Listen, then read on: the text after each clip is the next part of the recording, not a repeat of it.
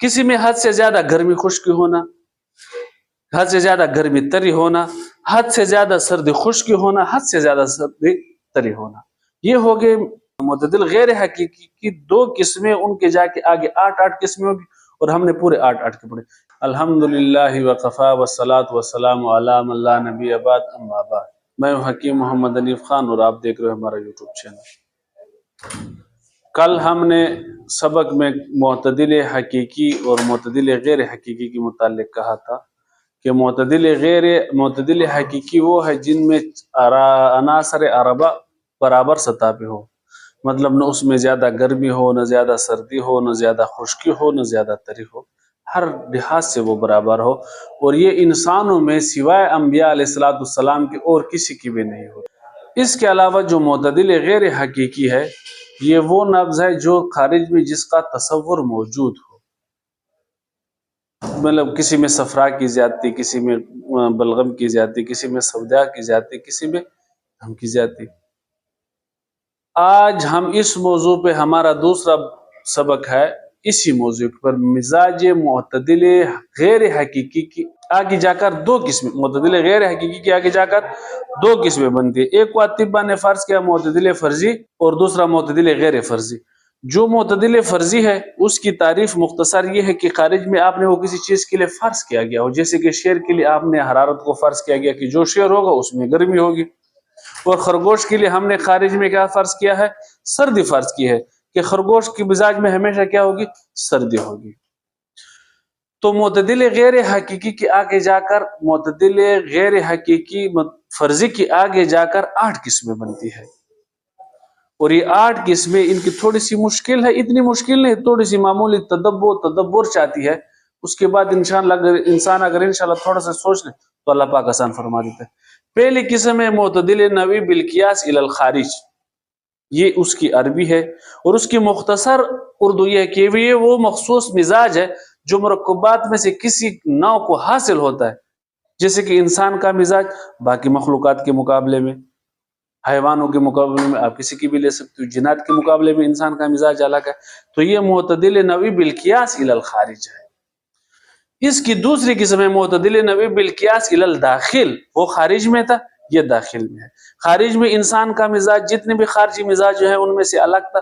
داخل میں اب انسانوں میں آ کر اس کی مزاج کی جو یہ ہوگی وہ یہ ہے کہ یہ معتدل نوی بالقیاس الی الداخل، یہ وہ مخصوص مزاج ہے جو کسی نوع کو حاصل ہو، اور یہ وہ مزاج ہے جب کسی شخص کو حاصل ہوتا ہے تو وہ سب سے زیادہ معتدل مزاج ہوتا ہے.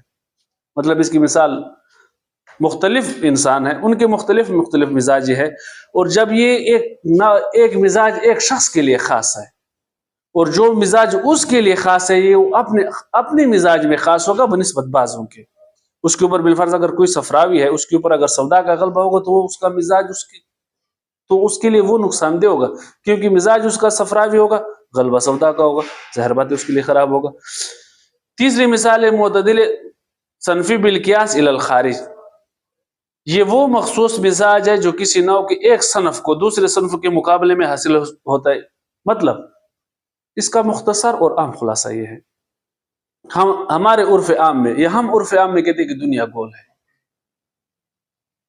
یا بالفاظ دیگر ہم یہ کہتے ہیں کہ 7 بر اعظم ہے، مشہور ہے، کسی تعریف کی محتاج نہیں ہے.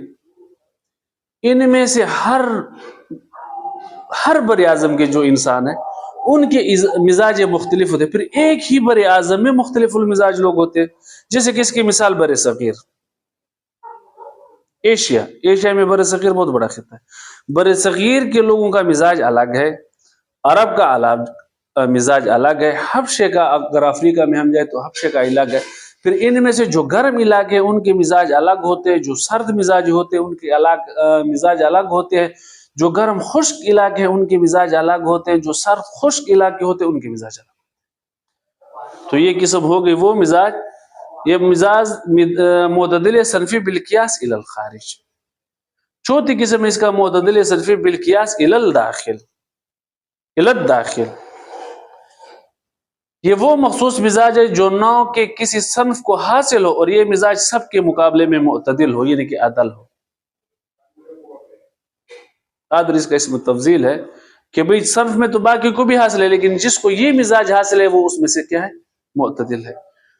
پانچویں قسم اس کا معتدل شخصی بالقیاس الی الخارج، یہ شخص کے اعتبار سے ہے، یہ وہ مخصوص مزاج ہے جو کسی نوع کے اشخاص میں سے کسی کو حاصل ہو اور وہ شخص باقی اشخاص کے مقابلے میں اسی مزاج کے ساتھ کیا ہو۔ اس اعتبار سے آپ کسی عمر کے مقابلے میں صحت، بیماری، جوانی، بڑھاپا، صحت کے وقت انسان کا مزاج ایک لیول پہ ہوتا ہے، جب بیماری ہوتی ہے تو وہ دوسرے اس میں چلا جاتا ہے، عمر کے مطابق جب بچپن میں مزاج ایک اس پہ ہوتا ہے، جوانی میں اور سطح پر آ جاتا ہے، بڑھاپے میں اور سطح پہ آ جاتا ہے، تو یہ اس اعتبار سے ہے۔ چھٹا قسم ہے معتدل شخصی بالقیاس الی الداخل، یہ وہ مخصوص مزاج ہے جو کسی شخص کو باقی اشخاص میں رہنے والے حالات کے اعتبار سے معتدل ہو، مثلا صحت، بیماری، یہ اس قسم میں آ جاتے ہیں۔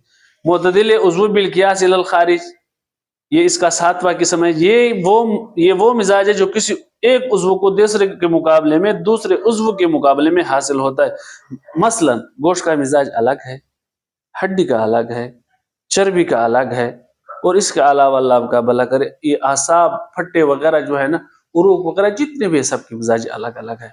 اس کی آٹھویں قسم ہے معتدل عضوی بالقیاس الی الداخل، وہ خارجی کے اعتبار سے تھا اور یہ داخل کے اعتبار سے، یہ مزاج ایک عضو کو دوسرے عضو کے مقابلے میں حاصل ہوتا ہے اور وہ وقت اس عضو کے لیے بہترین ہوتا ہے، بالفرض صحت کی حالت میں کہ ایک عضو جب اس سے کام لیا جائے تو اس کے حساب کتاب کیسے ہوتے، اس کی کیفیت کیسے ہوتے، اور جب اس سے کام لینا ترک کر دیا جاتا ہے تو اس عضو کا کیا ہوتا ہے۔ اس کے لیے انشاءاللہ پھر جب آگے ہم تشریح اس مزید کتابوں میں جائیں گے یا مزید آگے جائیں گے تو ہم ایک ایک لفظ کی اس کے ساتھ موقع اور محل کے مطابق انشاءاللہ تشریح کریں گے۔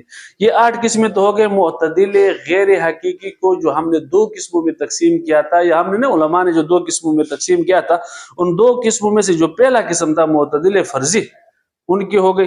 ابھی دوسری قسم معتدل غیر فرضی کی بھی 8 قسمیں ہیں، جس کا تصور خارج میں ممکن نہیں ہے، خوب بہرحال اطباء نے اس کی بھی 8 قسمیں بتائی ہے۔ ان میں سب سے پہلے وہ ہے کہ حد سے زیادہ کسی میں گرمی ہونا، دوسری قسم میں حد سے زیادہ کسی میں سردی ہونا، تیسری قسم میں حد سے زیادہ کسی میں خشکی ہونا، چوتھی قسم اس کی یہ ہے کہ حد سے زیادہ کسی میں تری ہونا۔